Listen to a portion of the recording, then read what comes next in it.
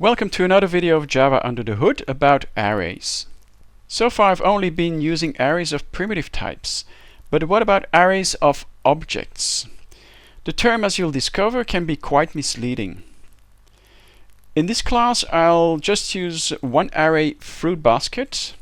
The array is created using the new keyword and where each element is supposed to be of type string.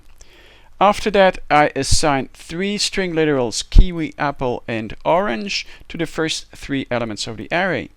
When printing the content, we note that the last element is null. Where does that all come from? Let's find out in our memory layout.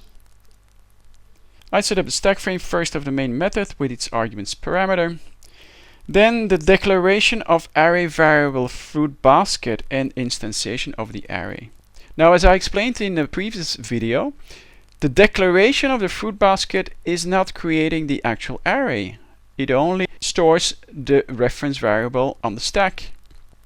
The array is only created because I'm executing this new statement.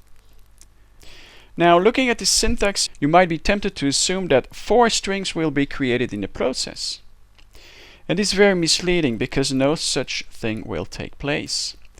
Commonly we say that fruit basket is an array of strings, but actually what we ought to say is that fruit basket is an array of reference variables of type string, and 4 of them in total.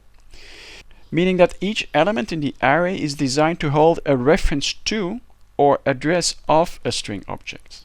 Which object? Well, at this stage in the program, no objects have been created yet.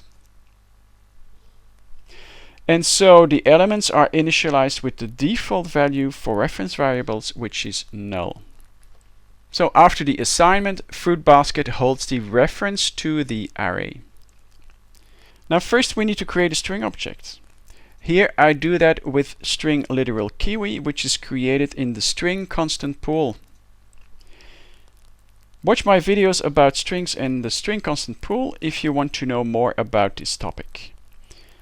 Now that I have a string, kiwi, I can assign the object. I should say the address of the object to an element in the array. Here to the first element at index 0.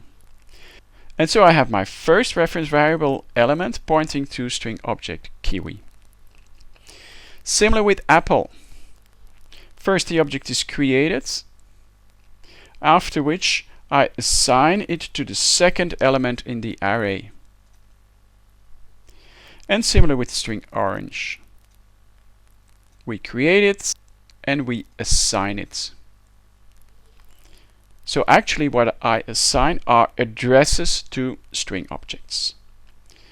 To resume, whenever you create an array of objects, remember that actually you create an array of reference variables that are designed to hold addresses of objects. Voila, that's it. Thank you for watching. Bye.